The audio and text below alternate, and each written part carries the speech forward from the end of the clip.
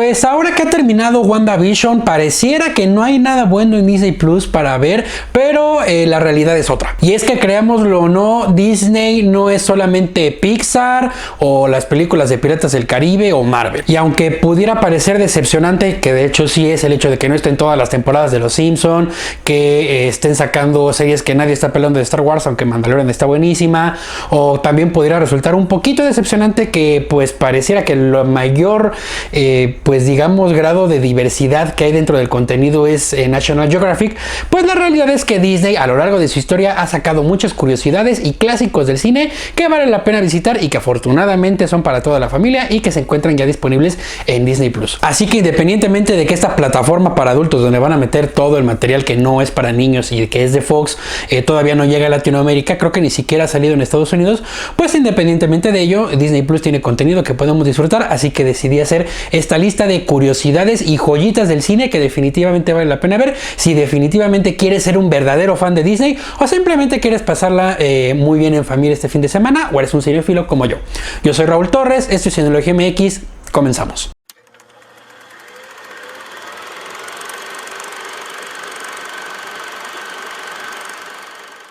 Antes de continuar, te recuerdo que mis redes sociales están apareciendo en este momento en pantalla. El link está aquí abajo en la descripción. Ya tenemos Instagram del canal, nos encuentras como siempre como @cineologiamx. También ya tengo TikTok personal, me encuentras como @nomamesunpolaco. Mi contenido es un poquito más variado ahí. También te recuerdo que estamos subiendo material en este nuevo formato de YouTube Shorts. Esperen ya próximamente una serie de seguimiento capítulo a capítulo de la serie de Luis Miguel que está por estrenarse, y acabamos de terminar la serie de seguimiento capítulo a capítulo de WandaVision. Puedes encontrar esa sección especial del canal si entras al mismo desde tu dispositivo móvil. Comienzo con las que son más bien curiosidades, no tanto joyitas, porque la realidad es que algunas de esas películas no envejecieron del todo bien, y comienzo con Juego de Gemelas. Todos recordamos la versión pues más conocida de nuestros tiempos, que es con Lindsay Lohan, que me parece que es del 96 o algo por el estilo, pero su título original es The Parent Trap y la versión original es de 1961 y sí se encuentra en Disney Plus. ¿Un juca cualquiera? No creo que sea un juca cualquiera. O sea, Juca tiene dinero. Juca antes de Los Ángeles. Yo no creo que ese güey tenga dinero. Juca antes de Los Ángeles era un cafre cualquiera. Ahí está. Un juca Es cualquiera. naquito también. Un juca. Sí. Saludos a Juca. Saludos a Juca. Ahora, si bien hay muchas películas, incluso de Disney, que envejecen muy bien a lo largo del tiempo, lamentablemente esta no es una de esas. Hay partes del humor que sí se quedan bastante viejunas, y pues la realidad es que las niñas que aparecen ahí no se comparan en carisma con la Lindsay Lohan de 11 años. Pero resulta bastante interesante ver cómo fue la primera concepción, la concepción original de esta historia de dos gemelas separadas al nacer. La realidad es que las niñas, aunque muy bonitas, sí, su actuación deja mucho que desear, la verdad, no ha envejecido del todo bien, pero resulta interesante y no se hace del todo aburrida. Otra curiosidad, Un Viernes de Locos de 1976. Esta sí envejeció bastante bien, por supuesto la versión que vimos de nuevo con Lindsay Lohan, pues la realidad es que sí es muy buena, se ha mantenido bastante bien a lo largo del tiempo, se ha vuelto todo un clásico, pero muy poca gente sabe que es un remake de una película de 1976, la cual pues es básicamente la misma película, pero pues modernizada o de su época, depende cómo quieras verlo, y la realidad es que es bastante buena, se hace entretenida, muy familiar, y pues es bastante curioso verla, aunque realmente somos realistas, si no la ves no pasa nada. Hay otra versión de 2018 que salió para televisión, esa sí no la recomiendo para nada. 3. La Montaña Embrujada de 1975. Sí, también hay una versión moderna con La Roca. Esa película se me hace no mala, pero olvidable. La versión original es de hecho un clásico del cine de aventura infantil, para muchos cinéfilos es bastante buena, a mí me gusta bastante, ha envejecido bien hasta eso, así que definitivamente la recomiendo. 4. 20.000 leguas de viaje submarino de 1954. En estos tiempos de la corrección política hay que hacer una advertencia sobre esta película. La realidad es que muchas concepciones y muchas expresiones que hay dentro de ella puede que se perciban como ofensivas hoy en día. Esta fue la primera versión sonora que se hizo del clásico de Julio Verne, vale la pena verla, es un clásico del cine también, y la realidad es que pues resulta interesante interesante, aunque si no estás acostumbrado a ver material viejo o contenido ya pasado en años, se puede tornar un poquito aburrida, pero si eres un cinéfilo de corazón o estás acostumbrado a ver material viejo como yo, la realidad es que resulta un documento cinematográfico muy interesante que definitivamente vale la pena ver. Dejamos las simples curiosidades y pasamos a joyitas que hay que ver definitivamente. Algunas no son necesariamente clásicas, este es el caso, y me refiero a Hamilton del 2020. Esta es la versión filmada de la obra original de Broadway de Lin-Manuel Miranda.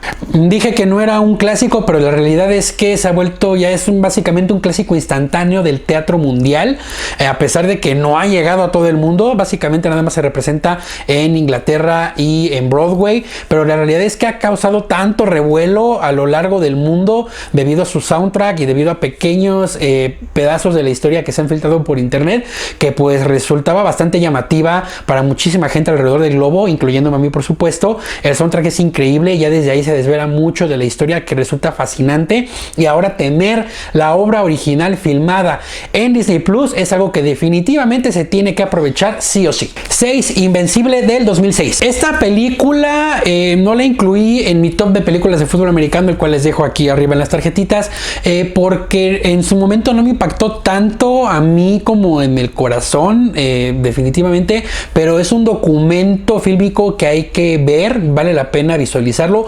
porque retrata una época muy específica de este deporte. Cuenta la historia real de Vince Papale, un hombre ya entrado a sus 30s, una edad poco común para debutar en el fútbol americano, sobre todo durante la época de los años 70, que es donde se desarrolla la historia, y que fue el primer jugador en la historia en entrar a la NFL por medio de los tryouts abiertos al público. Veremos cómo entrar como jugador de la NFL lo ayudó de manera personal en una crisis económica terrible que estaba pasando, pero también de manera personal, y cómo esto lo convirtió en leyenda porque se volvió uno de los jugadores más destacados de su época, no solamente por su historia personal, sino también por su desempeño en la cancha. Y de hecho hay muchos jugadores reales del fútbol americano que se ven ahí retratados, reinterpretados dentro de la película, y si eres fan del fútbol americano, de la historia del fútbol americano, o tienes cierta edad y llevas desde entonces, desde muy chiquito siendo fan de este deporte, definitivamente vas a reconocer a una que otra figura ahí retratada, y eso siempre saca una sonrisa. Si eres población en riesgo. Varias de las películas que recomiendo son para población en riesgo. 7. Duelo de Titanes del 2000. Esta la incluí en mi top de películas de fútbol americano. Pocos saben que esta es una producción de Disney, así que si un día te invitan a una fiesta de disfraces de personajes de Disney, te puedes vestir como coach de los Titanes y no va a haber bronca. De nuevo, película que nos habla de la historia real del equipo de los Titanes, un equipo universitario de fútbol americano que tendrá que enfrentarse a pues el racismo de su época para tratar de encontrar el camino hacia la victoria dentro de una temporada en medio de una convulsión social bastante importante en los Estados Unidos. 8. Jim y el durazno gigante de 1996. Esta película está basada en uno de los cuentos clásicos de Roald Dahl, el mismo que escribió Las Brujas y también escribió Matilda. Nos cuenta la historia de Jim, un pequeño huérfano que lamentablemente pues tras la pérdida de sus padres tiene que vivir con unas tías que lo maltratan, y ante esto escapa dentro de su imaginación en un durazno gigante habitado por pues bichos gigantes que le hablan. Es a través de este viaje en el durazno que tratará de cumplir su sueño de llegar a Nueva York para escapar de la terrible realidad que ha caído sobre él después de la muerte de sus padres. Es una película hermosa que nos habla justamente de la infancia, de la importancia de los padres y cómo un niño puede representar la muerte de sus padres como un terrible rinoceronte, cómo un niño puede plasmar de forma como muy concreta o en personajes muy concretos lo que está viviendo alrededor de una vida que pues lamentablemente se ve azotada por la desgracia y la muerte. Sin embargo, no deja de ser una película inspiradora, hermosa, con personajes muy carismáticos, y que de hecho resulta bastante interesante el diseño de los personajes, toda la estética en general. Es muy antiintuitivo que esta sea una película para niños porque tiene como una estética muy asquerosita, como muy sucia, pero la realidad es que es muy bonita, la recuerdo con muchísimo cariño de mi infancia, y definitivamente vale la pena verla si es que no la has visitado. 9. Tron de 1982. Poca gente sabe que la película de Tron Legacy del 2010 no es un remake de la versión de 1982, sino que es una continuación. De ahí que se esforzaran por rejuvenecer a Jeff Bridges para hacerlo ver más joven y no lo recastearan, porque justamente la idea era que quienes vieron la Tron original pues volvieran a ver al Flynn original de Tron de 1982. Esa era como la idea. Y si quieres ver bien de dónde viene esta idea justamente de Tron, cómo surge, cuál fue, ahora sí que cuál es la historia detrás de Clue, de Tron, por qué se llama Tron la película justamente, pues definitivamente debes ver esta película, la cual tiene el don de la brevedad, y lamentablemente hace poco la volví a ver y me di cuenta de que no es tan buen guión el que hay detrás. Las cosas pasan por pasar, algunos conflictos se resuelven porque sí, lamentablemente hay una historia como fuera de la red que pues no se resuelve o se resuelve muy fácil, como muy al aventón, y toda la historia que hay adentro de la red como que no tiene mucho sentido.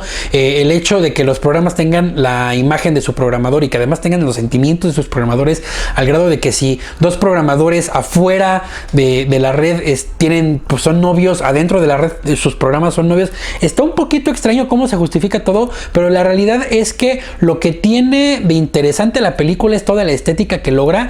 Toda la parte de la red fue filmada en blanco y negro, y todo lo que tiene de colores se tuvo que hacer o pintar a mano sobre el rollo. Era la única manera de poder animar todo eso. Hay muchas de las animaciones que son como dibujadas en 2D a mano, como normalmente sería un dibujo animado, pero también fue la primera película en utilizar efectos digitales para muchas de las imágenes. De hecho, se ve a simple vista cuáles son efectos digitales.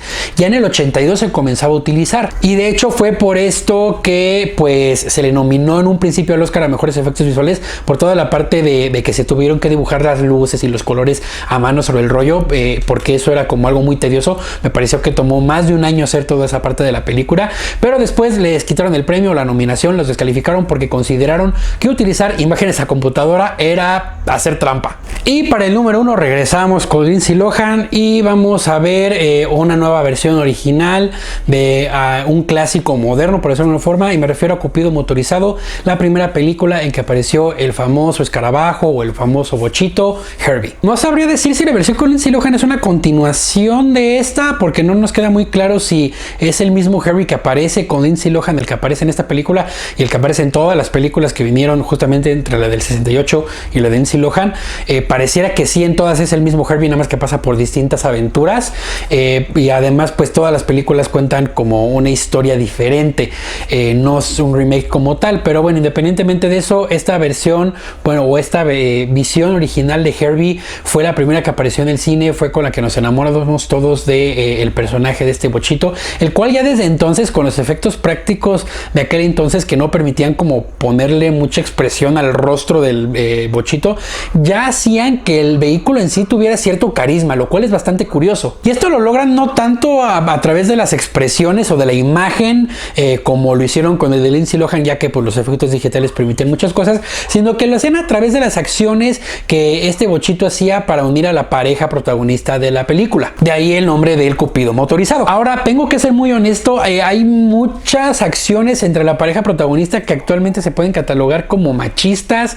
La realidad es que la preconcepción a la concepción de entonces ahora es muy diferente, o simplemente en aquel entonces no nos dábamos cuenta de muchas acciones que en aquel entonces se daban por sentado, por normales. Así que probablemente esto vaya a escandalizar a unos cuantos, pero definitivamente si logramos hacernos a la idea de que es producto de su época, de que definitivamente las acciones que se ven ahí no son correctas, pues es una película dentro de todo disfrutable. Basta con decir que el protagonista masculino de la película se enamora de la protagonista femenina porque lo primero que le ve son las piernas. Ya desde ahí nos podemos dar una idea de qué onda con esto. Inclusive hay ciertas declaraciones que resultan como muy reveladoras o muy interesantes con respecto a lo que era en aquella época el mundo de las carreras amateur, porque por ejemplo hay una parte en la que un personaje le dice al protagonista: oye, pues es que mis pilotos tienen 18 o 19 años y tú ya tienes 30 y pocos, ya estás muy viejo. Podemos darnos cuenta de justamente de cómo ha cambiado la concepción de lo que es la madurez para entrar al mundo laboral o al mundo profesional del deporte. Hay muchas cosas interesantes que vale la pena ver. Independientemente de todo, es un clásico del cine que ha permeado en la cultura pop hasta nuestros días. En fin, eso es todo por el video de hoy. Espero que te haya gustado, espero que lo hayas disfrutado y muchas gracias por verlo. Ya sabes que esa es mi opinión, pero puedes dejar la tuya aquí abajo en la cajita de los comentarios. Siempre será bienvenida. También muchas gracias por dejar tu like y compartir este video por todo el mundo. Recuerda que puedes suscribirte en el botón que está apareciendo en este momento en pantalla y que puedes activar la campanita para más contenido como este. Subo video todos los lunes y jueves. Por acá te dejo el video recomendado. Yo soy Raúl Torres, esto es Cineología MX. Hasta pronto.